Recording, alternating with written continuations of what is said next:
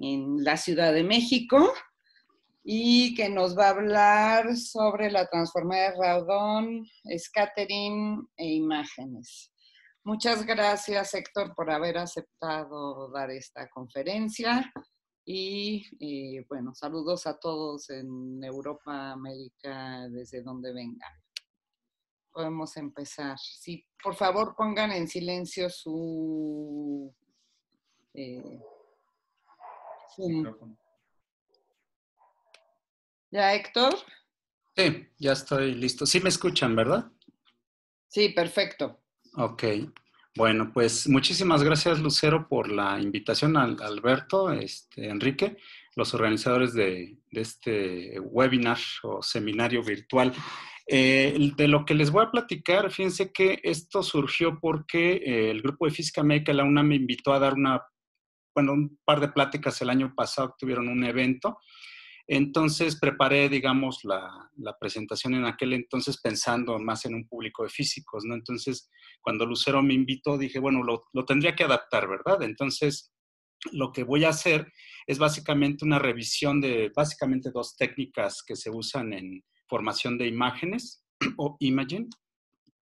Y en realidad no voy a mostrar cosas muy novedosas, lo que sí quiero es enfatizar quizás las propiedades de ambas técnicas o bien de procedimientos matemáticos, tanto para generar problemas directos como para generar los problemas inversos. Entonces, de lo que voy a hablar básicamente son 3 puntos. Me centraré más en el 2 y en el 3. El primero es un preámbulo, es como un aperitivo para abrir la plática. En realidad se trata de una aplicación de la transformada de Fourier. Es clásico este problema, pero es muy bonito ilustrarlo, sobre todo a los jóvenes que pues a veces se preguntan de dónde salió la idea de que el ADN es una molécula doble hélice, ¿no? En la segunda parte hablaré más sobre la tomografía de rayos X, particularmente la tomografía computada y la transformada de radón, los fundamentos. Y la idea es concluir esta parte o esta sección con la formulación en términos de lo que se conoce como un pseudo operador diferencial, ¿no? En la tercera parte, lo que haré es introducir el problema de acústica para dispersión de ondas y igualmente trataré de llevar el caso a un operador pseudo diferencial, ¿no? Entonces, en eso consiste la plática. Vamos a arrancar con el preámbulo de la estructura, le llamé del ADN, ¿no? La estructura molecular de los ácidos ribonucleicos. Entonces, fíjense, este es del artículo, esta imagen en particular, las que están centradas, se llama la foto 21, es famosa por eso, es del artículo original de Watson y Crick de 53, publicado en Nature. Y justamente ellos, los autores, dicen que esta estructura tiene características novedosas que la hacen de considerable interés biológico, ¿no? Y quién se iba a imaginar, no mucho tiempo después del descubrimiento, digamos, de la estructura.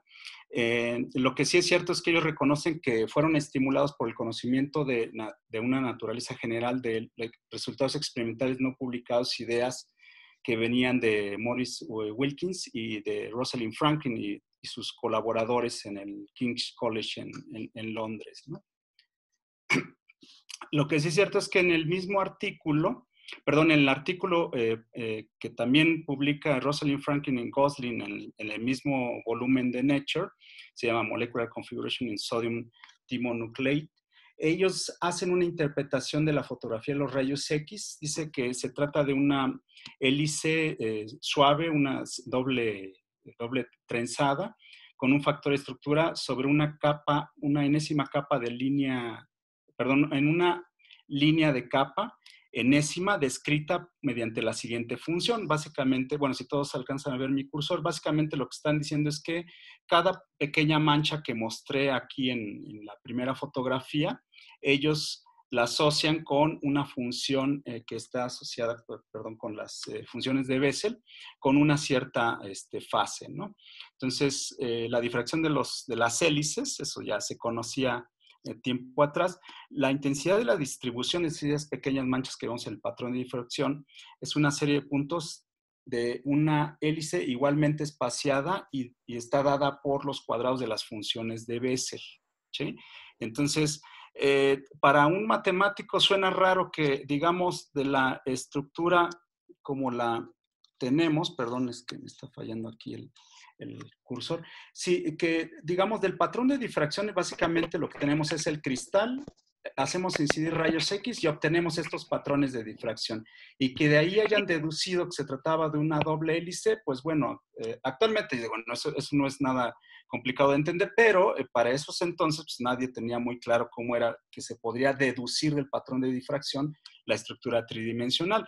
De hecho, en el artículo de año previo de Cochran y compañía, ellos lo que hacen es precisamente tomarse una parametrización de la hélice y lo que hacen es tomar transformadas de Fourier sobre la misma parametrización de la hélice. La hélice está definidamente 3 coordenadas en el espacio euclidiano y en coordenadas cilíndricas por estas cantidades R, Z y R, Z y P, ¿no? Básicamente.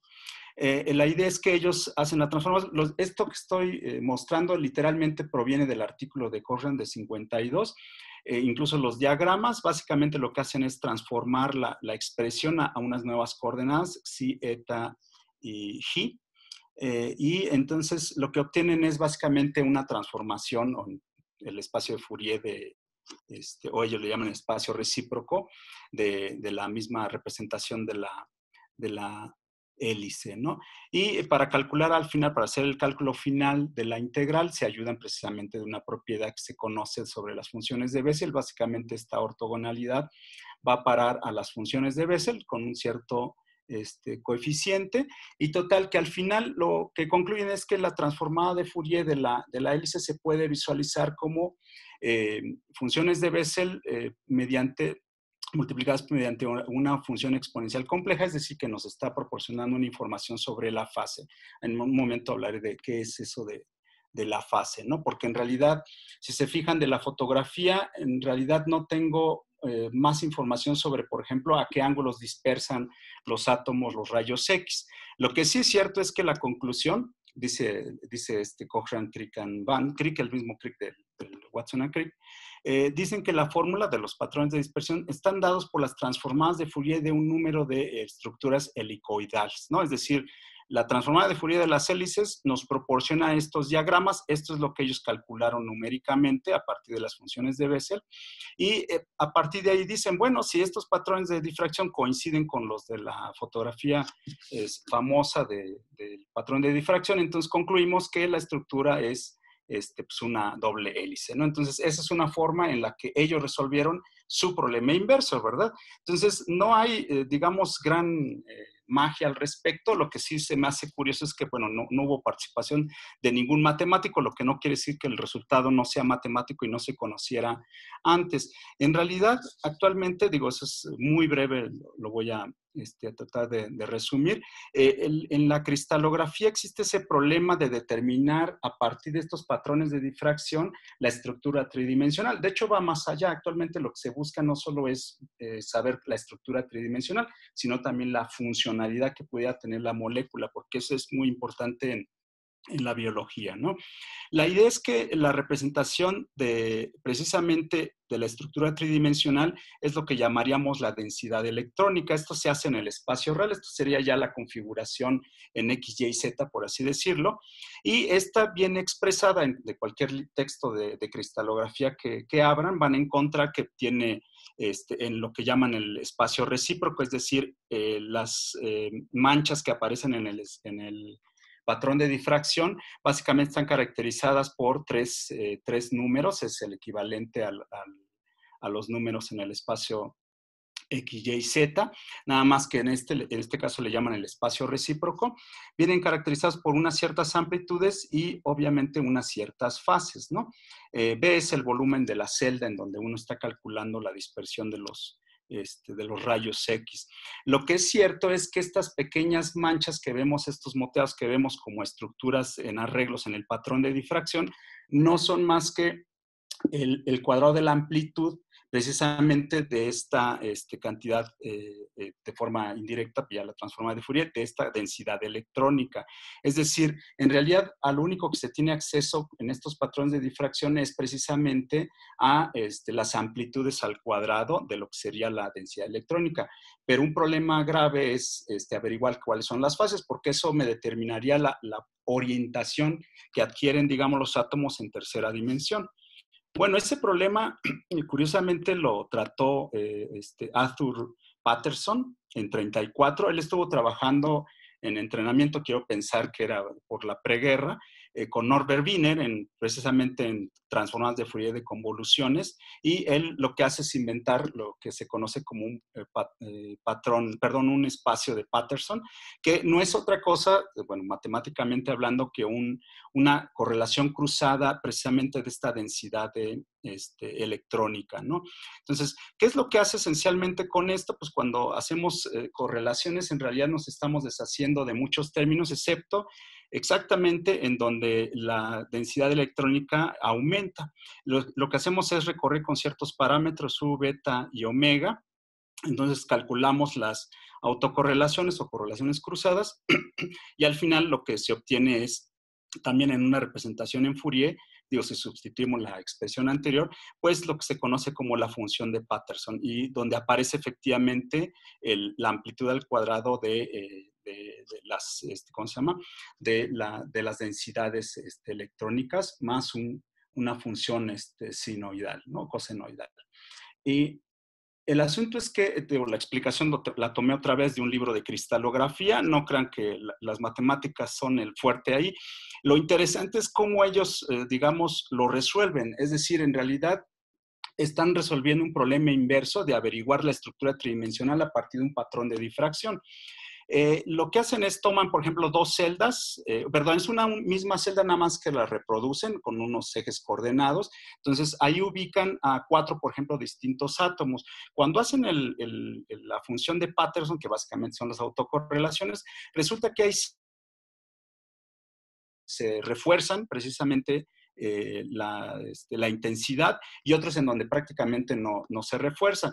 A partir de aquí, digamos, por una especie de triangulación, los cristalógrafos son capaces de derivar, por ejemplo, no solo la posición relativa de los átomos, sino también, con ayuda de algún método externo, ubicar los ángulos a los que fueron dispersados precisamente.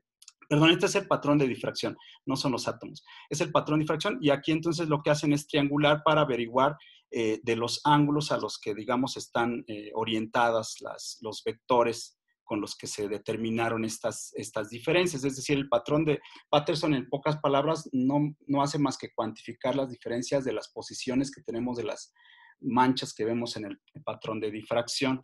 Entonces, pero eso, curiosamente, los cristalógrafos no lo hacen otra vez matemáticamente.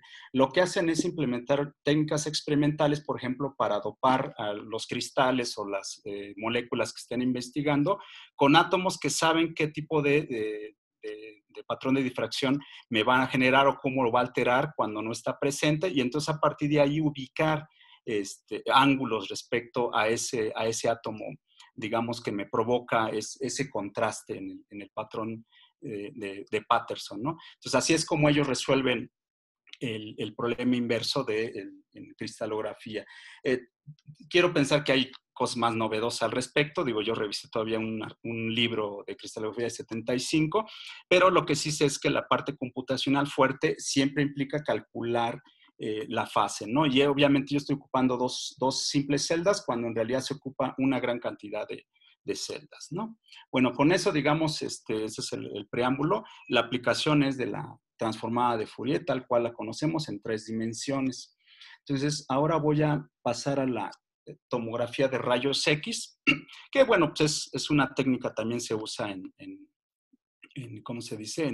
Precisamente en medicina, pero aparece en cualquier otra aplicación en donde se hacen pruebas no destructivas.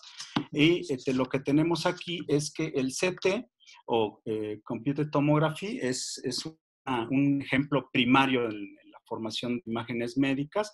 Comprende técnicas de tomografía en 2 dimensiones o 3 dimensiones. 2 dimensiones son cortes, y las 3 dimensiones son el objeto completo mediante algún tipo de recorrido que hace el tomógrafo. Sus aplicaciones o desarrollos pues vienen dados en la misma tomografía de rayos X por los famosos Cormack y Hounsfield. La microscopía electrónica son de los 60 y en la radioastronomía de los 50 por Bracewell, ¿no? La idea del problema en abstracto fue introducido hace poco más de 100 años, 103 años, por el mismo Radon. Esta es la publicación en inglés, la traducción al inglés de la publicación que estoy citando acá abajo, es Radon joven. Lo que hizo Radon esencialmente fue introducir un problema abstracto de determinar funciones a partir de los valores integrales a lo largo de ciertas variedades, él dice, ¿no? Y nos presenta una serie de teoremas en el artículo. No me enfocaré mucho en el artículo. Básicamente estoy citando dos de los teoremas más importantes que nos propone Radon. El primero dice que consideremos una función f igual a 0 fuera de un cierto disco en el plano, y líneas rectas, integrales sobre líneas rectas de f a lo largo de línea L, teniendo la ecuación paramétrica, estas en coordenadas polares, en un momento voy a mostrar con más detalle esto, está dado por lo siguiente, es decir, a la función f, que es la que me interesa transformar, le voy a cambiar sus coordenadas, en principio es x y y lo que hago es integrar respecto a un parámetro, y bueno, esto está definido sobre una línea, y lo que me regresa son estas funciones, o bien estas expresiones en términos de esos dos parámetros que quedan libres, ¿no? Un ángulo y una coordenada espacial, ¿no? Y lo que es interesante es que este sería el problema directo, es decir, transformamos a f mediante este tipo de integral, y también nos provee Radon por medio de una fórmula, lo que sería la fórmula de inversión. Es decir, lo que hace aquí básicamente es promediar lo que serían bueno, él no le llama proyecciones, pero básicamente estas integrales de línea se llaman proyecciones. Lo que hace es promediar y derivar, ¿no? Y nos da la fórmula de inversión mediante esta expresión, que pues, obviamente se tiene que tomar en sentido del valor principal de Cauchy. Lo que es cierto es que esto no nos dice todo acerca de la formación de imágenes, pero pues es un punto de partida para desarrollar, por ejemplo, teoría, ¿no? Y eso fue lo que ocurrió hasta que se redescubre, digamos, este resultado de Radon, ¿no? En términos prácticos, por ejemplo, una suposición que se hace Radon es que, por ejemplo, uno puede reconstruir una función después de que le pasó una gran cantidad de integrales de línea, pero es suponiendo que lo hace en todas las direcciones y de forma continua, ¿no? Entonces, eso en realidad de forma práctica se sabe, pues no es posible, y entonces lo único que podríamos atenernos es a pensar que en la práctica, en los tomógrafos, lo que podremos obtener son aproximaciones, pero nunca exactamente el objeto que estamos estudiando, ¿no? Y bueno, esto condujo a problemas de muestreo, de unicidad y de estabilidad, están bastante bien estudiados, ¿no? Lo que es cierto es que las señales de salidas en CT, en ultrasonido, en resonancia magnética, se pueden poner todos en términos de lo que se conoce ahora como transformadas de Radon generalizadas. Sí, la transformada de Radon básicamente, ya por la parte física, está montada sobre lo que se conoce como la ley de Baire, en donde lo que tenemos es un haz de rayos X o de fotones que inciden en una cierta posición X. Y lo que es cierto es que hay un decremento de la intensidad con la que, digamos, son emitidos y detectados, según este diagrama, y va en proporción, esto es el negativo porque va decreciendo la intensidad, proporción a una función que lo que hace es modelar precisamente la absorción de esos rayos o fotones.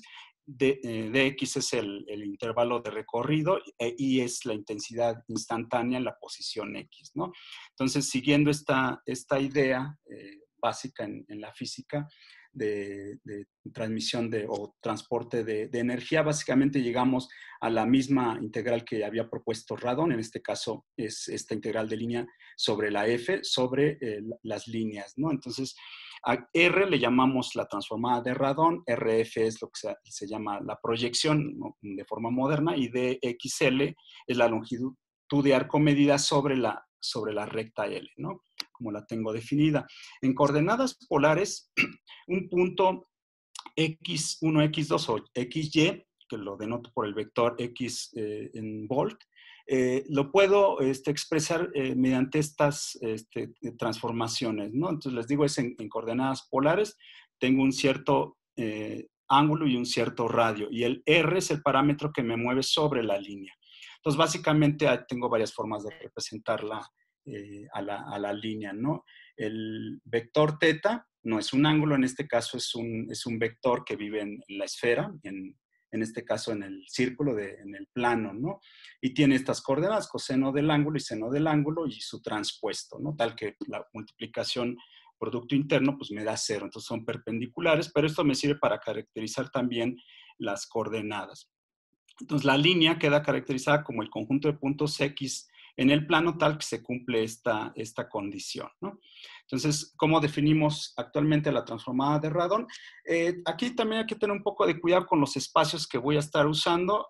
A veces ocupo, digamos, lo más simple en este caso es L1, pero a veces podría exigirle un poco más a las funciones para, digamos, poder proceder con la metodología matemática. Pero vamos a empezar por lo más simple.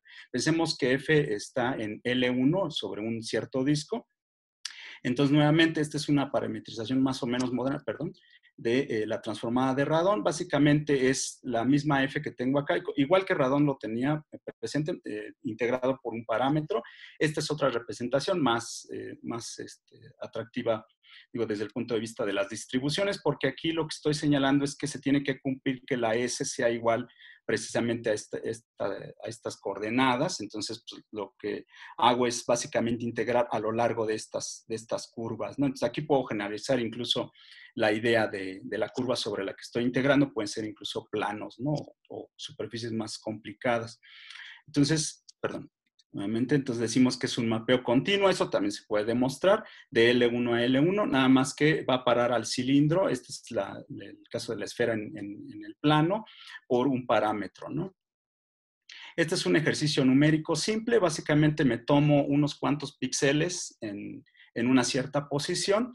Estas son coordenadas X1 y X2 en eje horizontal, eje vertical. Y en lo que es en las coordenadas de Radon, esto sería el ángulo en el eje horizontal y este sería el parámetro libre que tengo para moverme sobre la recta. Entonces, lo que me genera es este tipo de curvas. De ahí que se le llame sinograma, ¿sí? Entonces, es un sinograma de una pequeña mancha. Esta nada más que lo hice numéricamente, son 360 ángulos, es bastante, a una resolución de 5 grados, es decir, está espaciados cada línea que estoy integrando en el punto, está espaciado por 5 grados de ángulo, ¿no? Si lo hago en un objeto un poquito más complicado, que siempre se usa este maniquí de Shep-Logan, lo que obtengo es esta serie de sinogramas completamente superpuestas y es difícil de poder interpretar, al menos al ojo humano, ¿no? Pero este sería el caso del problema directo. Es más o menos simple de implementar. Esto lo tomé del código que implementó uno de mis alumnos, ¿no? Entonces, hay un primer resultado importante de la transformada de Radon que se llama el teorema de proyección o el teorema de la rebanada de Fourier, ¿no? Entonces, básicamente lo que me dice es que la transformada de Fourier de la transformada de Radon es básicamente la transformada de Fourier de la función que estoy transformando en Radon, ¿no? Entonces, la prueba no es más complicada que sustituir y digamos, y intercambiar integrandos, ¿no? Con la transformada de Fourier. Aquí estoy usando y definiendo lo que serían mis transformadas, tanto la directa como la inversa. Esto es algo estándar. Ahora, basado en este teorema de la rebanada, podemos hallar la fórmula de inversión. No exactamente como Radon lo hizo, pero pues está relacionada.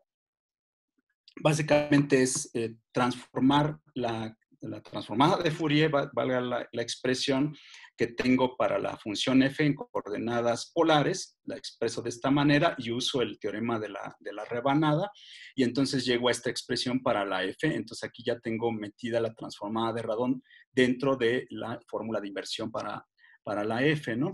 Entonces, fíjense, dado los datos G, que son las proyecciones sobre el cilindro, la función S se calcula como una retroproyección, es decir, tomo los valores promedios, es decir, la expresión que tengo aquí me está diciendo que en realidad voy a promediar, que es el papel de las integrales. Voy a promediar los valores de estas funciones G, que son las proyecciones, son todas estas curvas que les llamo sinogramas, y que pasan exactamente por el punto X dentro de la recta. Entonces, básicamente lo que tengo como fórmula de inversión a primera instancia es que la F es el promedio de estos sinogramas, ¿no? Pero que se cumpla la condición de que el punto está sobre la recta sobre la que integré, ¿no? Lo que sí es cierto es que esta fórmula no es exactamente lo más apropiado para hacer la inversión en radon, ¿no? Vamos a considerar varios casos enseguida. Por ejemplo, tenemos una proposición al respecto de la estructura matemática que pudiéramos considerar dentro de esta integral del promedio de las proyecciones. Básicamente le llamo el adjunto, vamos a ver por qué. Entonces consideramos a una función f continua y 0 fuera de un disco dentro del plano, y una función integrable. Estamos pensando que puede ser integrable según Lebesgue. Entonces, lo que voy a mostrar es que se puede, digamos, trasladar R del otro lado en el producto interno. Digo, defino aquí mi forma bilineal. Entonces, si logro hacer eso, que es lo que de eso consiste la prueba, básicamente es rearreglar o intercambiar el orden de las integrales, es decir, estoy usando la definición de la transformada de Radon, y entonces lo que paso es a estas funciones que G, que son las proyecciones, le transfiero la propiedad de la delta. Entonces básicamente estoy transformando a la función G, como estoy mostrando aquí, y al final me quedo con que el adjunto lo defino a partir de esta integral, dado que empecé con la transformada de Radon multiplicada por las proyecciones. Entonces termino con la F multiplicado e integrado por lo que sería la integral de las proyecciones. Entonces ahí es donde decimos que se trata del adjunto, ¿sí? Entonces este operador R estrella lo defino como el adjunto y un inverso de la transformada de Radon mediante esta otra expresión, y lo que es sorprendente es que no reconstruye apropiadamente a la F, ¿no? Entonces vamos a ver por qué. Entonces este operador R se llama proyección retroproyector, ya que nos regresa las proyecciones al espacio de imágenes donde F está, ¿no? O vive. Entonces, esta reconstrucción es no local. Entonces, vamos a ver por qué. Entonces, nuevamente, aplicamos o hacemos la composición de R estrella con la transformada de Radon de F. Entonces, esta es la expresión. Básicamente, estoy rearreglando otra vez las expresiones integrales. Lo que hago es modificar la integral principal, la divido en dos. La idea es que voy a hacer cambio de variables. Entonces, aquí aplico un cambio de variables. Esto es un simple arreglo. Y entonces me quedo con esta expresión y nuevamente vuelvo a aplicar otra transformación. Entonces, tomando en cuenta, bueno, aquí sí los signos del parámetro t, porque ese sí lo dejo libre, puede variar entre menos infinito o finito. Y entonces lo que hago es nuevamente, digamos, aplicar la transformación, calcular la dy y obtengo esta expresión para la composición de la transformada estrella con la transformada directa de Radon, y me encuentro con que esto es una convolución.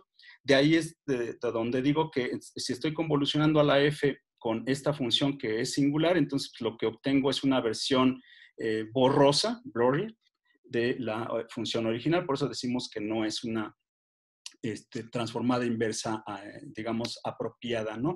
Esto lo tomé de un libro básicamente de Medical Imaging, le llaman PET.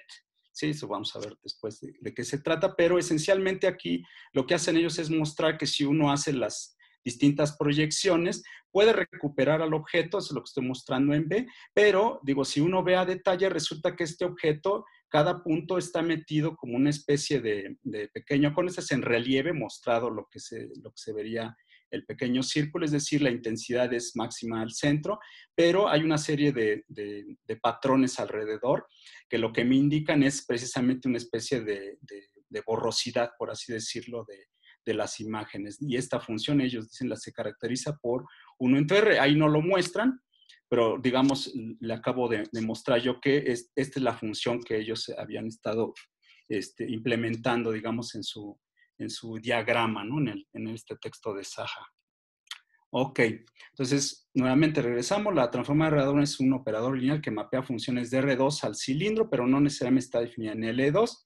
El problema es que luego lo que tenemos que hacer es trasladar, por ejemplo, ¿cómo se dice? Funciones que tienen ciertas singularidades, entonces no es siempre es apropiado la norma L2, ¿no? De hecho, R es un operador que suaviza según lo que acabamos de ver, ¿no? Y para ser más precisos con las propiedades de la transformada inversa de radón presente con la suavidad, echemos un vistazo a lo que sería la retroproyección o el adjunto, ¿no? Más al respecto de esto. Entonces, nuevamente voy a reescribir lo que es el adjunto mediante esta expresión explícita en donde aparece este término entre el valor absoluto de sigma, ¿no?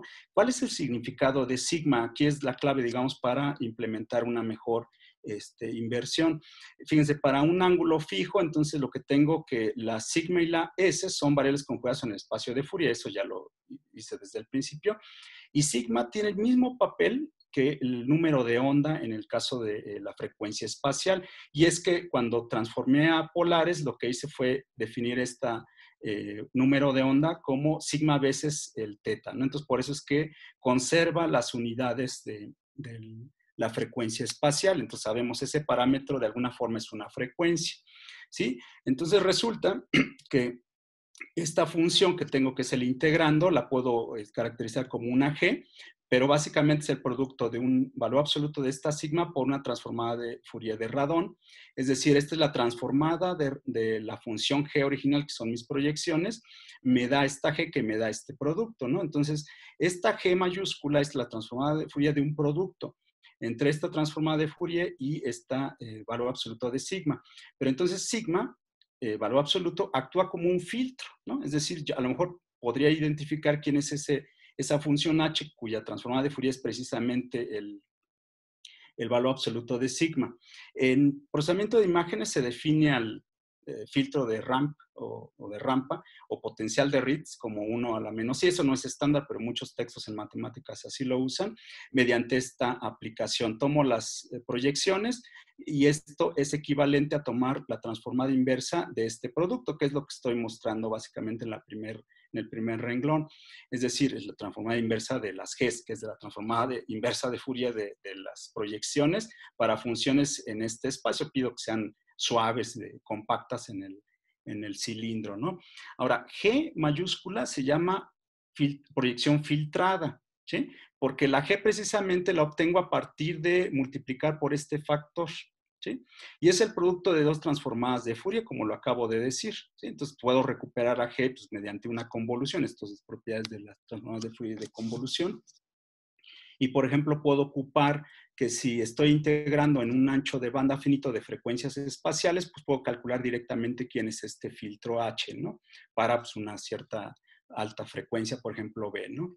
Entonces, en resumen, una vez que uno calcula, digamos, este operador sobre las proyecciones, le aplicamos el adjunto al final y entonces el objeto es reconstruido. Es decir, aquí lo que estoy haciendo en pocas palabras es primero hacer estas operaciones antes de aplicar lo que sería el promediado que venía de esta integral, ¿no?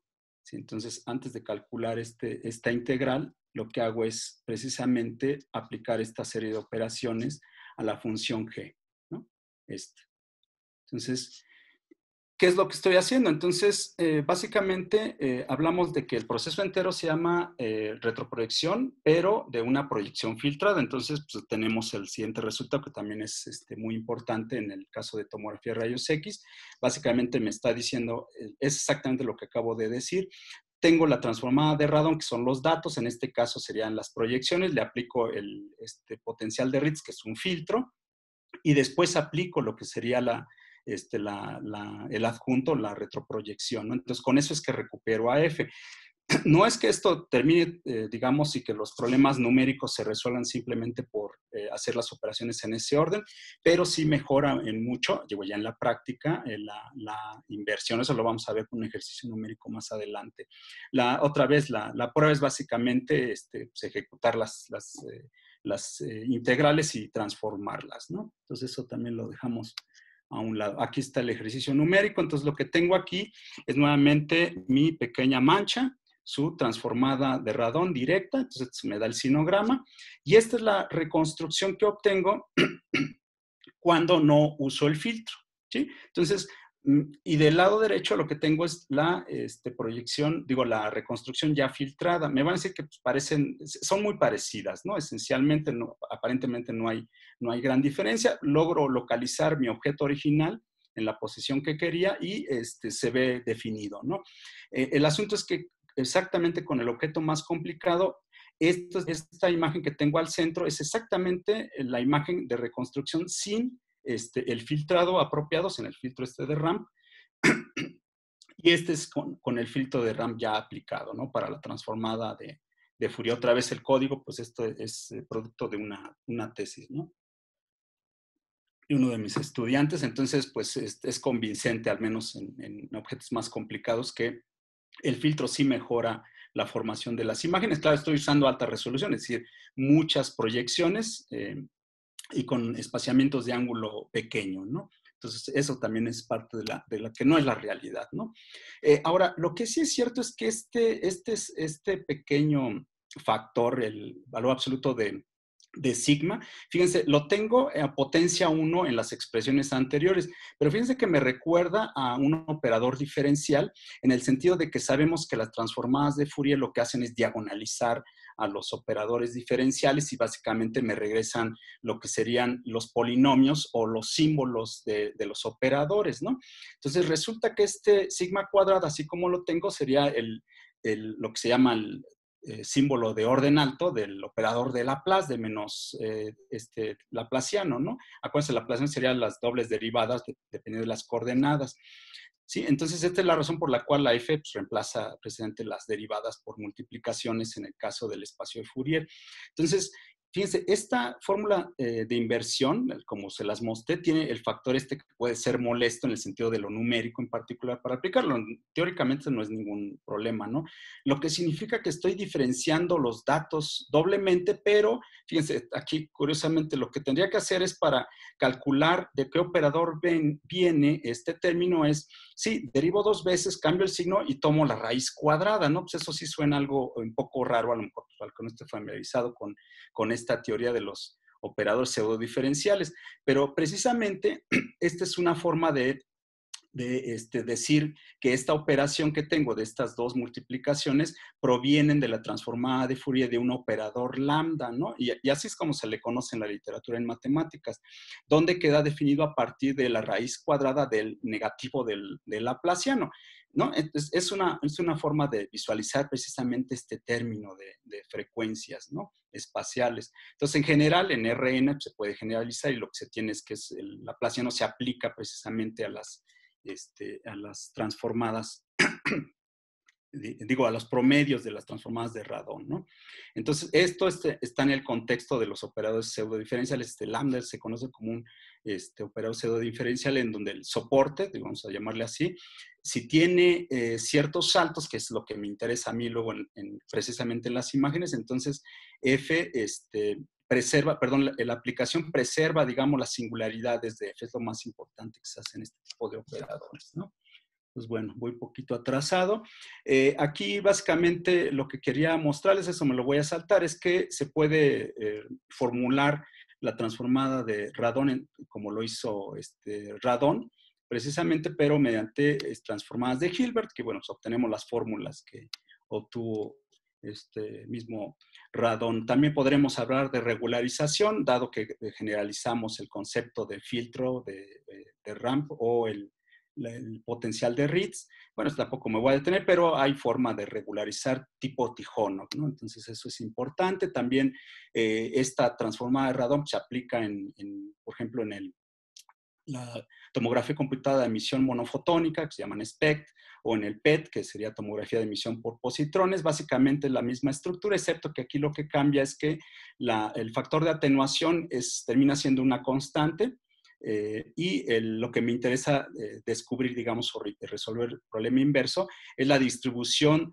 del material radiactivo que me genera precisamente la intensidad en el patrón de difracción, ¿no? Entonces, hay otros problemas también con los rayos X, no son como nos los pintan, no son un haz de rayo láser, no está confinado a un rayo en realidad, entonces hay problemas que aparecen, ¿no? Ok, lo que sí es cierto es que esto pues, dio lugar al premio Nobel en Fisiología o Medicina en 79, precisamente a Cormack y Hounsfield, Cormack el físico, y Hounsfield trabajaba más bien en problemas de ingeniería. Y lo que es curioso es que uno va a pensar, bueno, pues parece muy simple la reconstrucción, digo, el problema es, si quieren, computacional, pero resulta que este artículo me lo encontré desde 2009 y dice que en los pasados 25 años, básicamente los algoritmos de reconstrucción han permanecido constantes. Sin embargo, la tomografía computada sigue siendo un negocio global, a pesar de que la economía andaba mal en ese entonces, que era la crisis de 2008-2009 en Estados Unidos. Pero, pues fíjense, es un mercado global que pues, está evaluado más o menos en 11 billones de dólares, ¿no? Y aquí está el dato. Entonces, pues, a pesar de poseer simplemente, obviamente hay muchas cosas que se han mejorado en los algoritmos, pero el algoritmo esencial que les acabo de mostrar, la retroproyección filtrada, esencialmente es el que se usa, ¿no? Entonces, pasamos rápidamente a los problemas de dispersión acústica, le llamamos tomografía de difracción. Lo que pasa es que en el caso, lo deben saber la mayoría, los rayos X en principio no se difractan, es decir, no se desvían, excepto cuando chocan o son absorbidos por algunos átomos. En este caso, las ondas de las que voy a hablar, estas sí pueden desviarse, incluso rebotar. Y entonces el esquema es distinto, ¿no? La forma de enfocar el problema es distinto. Entonces aquí en tomografía de difracción el objetivo es formar una imagen del interior de un cuerpo o de algo que está alejado, por ejemplo una estrella, a partir del eco de un campo de onda, ¿no? Una imagen voy a considerar que es un mapeo del lugar, de las singularidades en donde la velocidad de propagación de las ondas cambia, ¿no? Como aquí puede representarse mediante esta caricatura de objetos metidos en un subsuelo, en algún experimento, ¿no? Las densidades están cambiando por los distintos tonos de gris, ¿no? Entonces, eso se hace mucho en sísmica, es decir, los sismogramas no son más que un mapeo de las estructuras internas que pudiera tener la corteza terrestre o la misma Tierra, y estos sinogramas nosotros los asociamos con soluciones de parciales en problemas de dispersión. Lo mismo pasa para el radar de apertura sintética o metodologías o modalidades de ultrasonido. Básicamente lo que tenemos es una trayectoria, emitimos pulsos, son rebotados y estos pulsos pues traen las características o las firmas de los objetos que las reflejan, ¿no? Además de un cierto fondo, ¿no? O background, ¿no? Entonces, este es el caso también del radar de apertura sintética. Lo que sí es que en ambos casos se pueden modelar mediante la ecuación de Helmholtz los campos, sea, por ejemplo, una componente del campo electromagnético o sea, por ejemplo, también una componente del campo de ondas que viaja en el subsuelo para el caso de los sismos, ¿no? Entonces, básicamente estoy planteando aquí el problema directo para la ecuación de Helmholtz. Lo que digo es, o hablo es de que tenemos una onda incidente, en este caso sería la onda, por ejemplo, si es sísmica, yo exploto una carga en la superficie, esa onda es la que viaja a la estructura interna de la Tierra y los rebotes son los que me interesa recobrar porque son los que traen la información del medio material. Igual en el radar o en el sonar o en el ultrasonido, básicamente yo controlo la onda incidente. No siempre se controla, pero en este caso vamos a suponer que sí. Entonces, en el problema directo es determinar a la función U, que es, les digo, una componente del campo de ondas, es escalar. Tal que, por ejemplo, si estoy hablando de un objeto que es penetrable, si absorbe parte de la radiación con la que llega, entonces lo voy a caracterizar por un índice de refracción, no es una función que puede depender del espacio de la frecuencia, ¿no? Lo que sí es que el campo total de ondas lo puedo separar entre un campo de dispersión y un campo incidente, y lo que exijo es que el campo de radiación pues, cumpla unas ciertas propiedades para que tenga sentido que las ondas que estoy caracterizando como las dispersadas sean ondas salientes y no ondas entrantes. Entonces es ¿cómo se llama? Una consideración entre física y, bueno, y matemática sería la expresión, ¿no? Lo que sí es cierto es que mediante la representación, teorema de representación o la solución fundamental, uno puede llegar a una representación integral del problema de la ecuación de Helmholtz mediante este tipo de integrales, son Fredholm de segunda clase, ¿no? Y el problema inverso sería, acuérdense, este campo U es el total, el N es lo que me caracteriza al medio, o lo que hace distinto el medio del fondo, del background, es equivalente, digamos, a la función f que tenía en el caso de la transformada de Radon. Entonces, el problema inverso, lo que yo requiero es hallar el obstáculo que se caracteriza por el índice de refracción a partir del conocimiento parcial precisamente de las ondas dispersadas, ¿no? Lo que hago aquí es una serie de aproximaciones. Voy a suponer que este índice de refracción lo puedo definir mediante un índice de refracción de referencia, en este caso le llamo 1, y una pequeña perturbación T, pequeña en el sentido de que no es mayor que 1, pero que depende de la posición. Es decir, si el N, que es el índice de refracción, me caracteriza un medio, sí voy a localizarlo en una cierta posición, por ejemplo, donde cambia la densidad, entonces el índice de refracción voy a decir que ahí está cambiando en proporción a una T. No estoy definiendo específicamente qué pudiera ser T, ¿no? Entonces, esta función T juega el mismo papel que un potencial en la ecuación de Schrödinger, en la reflectividad en el radar, o un obstáculo en ultrasonido, o la atenuación en el caso de la tomografía de CT. Es decir, aquí lo voy a escribir de esta manera, con una cierta velocidad de propagación de referencia.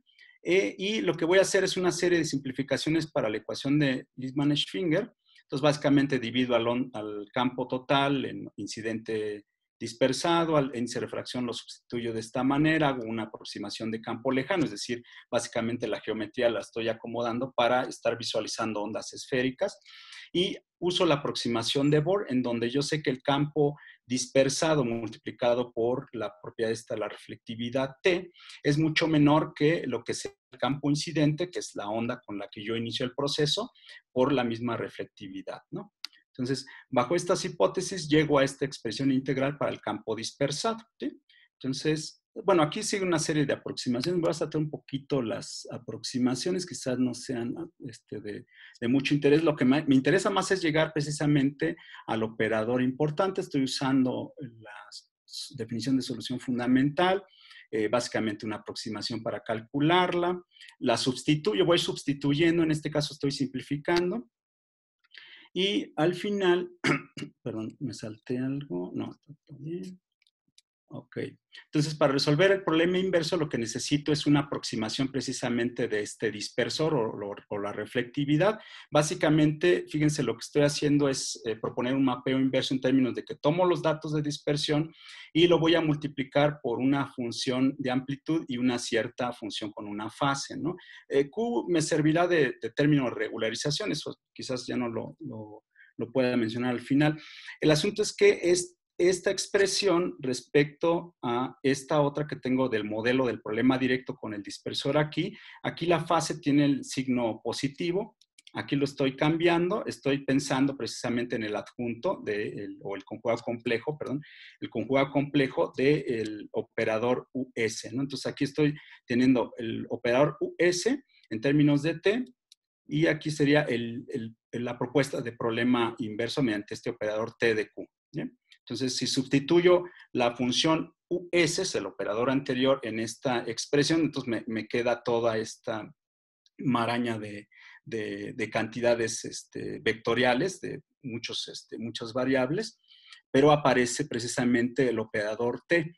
Es decir, de alguna manera esto me va a insinuar cómo resolver el problema. Entonces, básicamente lo que hago es pensar que si fuera un operador de gran fidelidad, entonces me querría decir que lo que podría hacer es filtrar simplemente por la propiedad de coladera de la delta de Dirac a la T y obtener el T tilde directamente. Entonces, eso sería lo ideal. Entonces, lo que voy a tener que hacer es precisamente todo el operador que queda dentro, que es toda esta expresión, voy a querer que asintóticamente se parezca al operador delta, ¿sí? Entonces, para eso hago una serie de aproximaciones, hago cambios de variables, Aquí me voy un poco más rápido, porque ya tengo poco tiempo por lo que estoy viendo.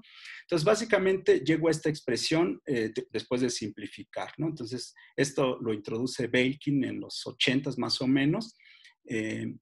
Y entonces ya puedo afirmar que lo que tengo es que el operador inverso, en el caso de dispersión de ondas, tiene esta forma. Básicamente tengo aquí los datos de dispersión que dependen desde luego de la reflectividad o del dispersor o del potencial, una cierta amplitud y una función con una fase peculiar, ¿no? Entonces, esto precisamente no es una transformada de Fourier, porque si fuera una transformada de Fourier, lo único que haría sería invertir en Fourier, y digo, aunque fueran varias variables, y entonces recuperaría directamente ¿cómo se llama? A la función de reflectividad, ¿no? Esto, de hecho, se conoce como un operador pseudo-diferencial, ¿no? En particular, son operadores integrales de Fourier, son unas generalizaciones de las transformadas de Fourier, ¿no? Entonces, las singularidades T y F son mapeadas en estos tipos de operadores. Aquí está, digamos, de forma sintética. La dispersión de ondas se mapean de forma directa mediante este operador A que les acabo de mostrar y la transformada de Radon mediante la transformada de Radon que mostré al principio, ¿no? Entonces, déjenme. Aquí lo que querría decir es sobre precisamente la caracterización matemática de lo que llamamos las singularidades. Posiblemente me las tenga que saltar. La idea y principal, digamos, es que tengo que tener una noción de suavidad de este tipo de funciones, pero no en el espacio X, que es donde uno pensaría, bueno, si ahí el medio material cambia, digamos, en una cierta posición, entonces también me voy a fijar en la orientación, no solo en la posición X, sino en la orientación, pero en el sentido del espacio de Fourier. Entonces, para eso requiero cierta noción, les digo, de suavidad, ¿no? Entonces, una forma de caracterizar la suavidad pues, sería mediante esta escala en los espacios de Hilbert, ¿sí? Que pues, viene definido por este polinomio a una cierta potencia. Esta potencia es realmente la que me caracteriza qué tan suave es una función en un cierto punto, pero en el espacio fase, mediado por su transformada de Fourier, ¿no? Si esto es finito, entonces decimos que pues, pertenece a este espacio, ¿no? La función. Entonces, aquí me voy a saltar. La idea importante quizás es lo del frente de ondas, que es lo que me caracteriza. ¿Dónde es donde tenemos la singularidad? Y básicamente es donde pues, no tenemos suavidad sobre la función caracterizada en cierto punto y en cierta orientación dada por el parámetro de Fourier, ¿no? Entonces, básicamente esta sería la representación del operador integral de Fourier. Otra vez tengo una amplitud, una cierta fase. Estos en general en los operadores pseudodiferenciales se conocen como símbolos, que tienen ciertas propiedades de decaimiento en el espacio de funciones. Y lo que sí es importante señalar es que este operador no es más que una proyección de pesos de estas funciones T que me interesa recobrar, donde las funciones, digamos, proyectadas están caracterizadas básicamente por la fase que construí del operador integral de Fourier, ¿sí? Entonces, el inverso lo construyo básicamente es misma estructura, excepto que le agrego aquí un factor Q que me permite, les decía, hacer la regularización porque se trata de integrales oscilatorias, entonces no hay garantía de que converjan, ¿no? En una cierta norma, ¿no? Entonces, básicamente aquí lo que estoy diciendo es que exactamente lo que estoy repitiendo, nada más que aquí, digamos, sin tantos, sin acarrear todos los símbolos que implican los operadores. Entonces, sí, la idea principal aquí es que usé la propiedad del núcleo de Fourier para caracterizar la delta, ¿no? Entonces, pues, es por eso que puedo asegurar que en el caso de estar visualizando las singularidades en la localización en el espacio X y en el espacio de Fourier, estoy mirando en ambos casos, es lo que se conoce como la microlocalización, y ese es el análisis que hice precisamente en este operador pseudodiferencial para simplificarlo, ¿no? Y caracterizar precisamente las características del dispersor, ¿sí? Entonces eso ya está en mi entera disposición. Este es un escenario numérico en donde tengo 2 puntos, igual que en el caso del PET, de la imagen que les mostraba del texto, y lo que hago es recorrer, digamos, a lo largo de una cierta trayectoria, lanzando pulsos y regresando los pulsos en la misma posición, y estoy midiendo, digamos, con una apertura que se llama sintética, ¿no? Los pulsos de regreso, los pulsos más o menos son de este estilo. Este sería los sinogramas, en el caso de la tomografía de difracción, y este sería el pulso de regreso que tengo. Digo, la amplitud es mucho más baja que el que tengo en el caso de la onda incidente. Es decir, estos son los pulsos eco, ¿no? Por así decirlo, desde los sinogramas podríamos pensar que son los ecos en el ejercicio de difracción. Nada más que aquí el índice de refracción sí lo puse, me parece complejo porque hay una disminución en la amplitud de estos pulsos y el valor complejo del índice de refracción lo que me da es atenuación, ¿no? Aquí ven exactamente el ejercicio numérico para la reconstrucción. Básicamente aquí lo que estoy haciendo es recorrer a lo largo de la trayectoria, lanzando y recuperando el pulso. Este ya es el problema inverso, ¿no? Lo que les mostré, que acabo de mostrar es el problema directo. Entonces, esta es la reconstrucción. Este es en relieve. Este es para mostrarles este decaimiento. No es muy bonito, no es exactamente la hipérbola que había mostrado como en el texto de PET, ¿no? Pero se ve en la estructura, por así decirlo, starry o blur, ¿no? De los puntos que originalmente tenía en mi escenario cuando inicié, ¿no? Entonces, estas son las simulaciones numéricas y con esto terminaría. Entonces, perdón por la premura, creo que hablé más de Transformer Redán que de cualquier otra cosa, pero la idea es que estos operadores, particularmente los inversos para recuperar las singularidades, se les llaman retroproyecciones en rayos X o emisión tomográfica. Se llaman operadores de migración en geofísica, y filtro de matched filter, que sería así como el filtro de empate en radar, sonar, ultrasonido y procesamiento de imágenes. Una gran cantidad de material para revisar y pues bueno, con esto terminaría. Muchas gracias, Héctor. Ahora abrimos espacio para preguntas. Muy interesante. Okay. Dan las gracias. Alguien que se tiene que marchar. Sí. Si alguien quiere preguntar, puede activar su micrófono.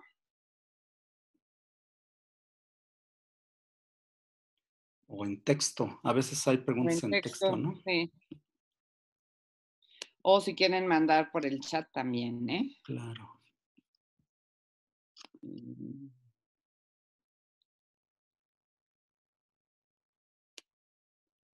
No veo.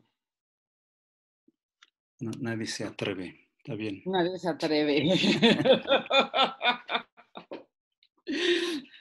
Bueno, a lo mejor el español no es el mejor para los colegas que hablan portugués también. Ah, sí, todos los que están hablan español. Ah, qué bueno, eso es bueno.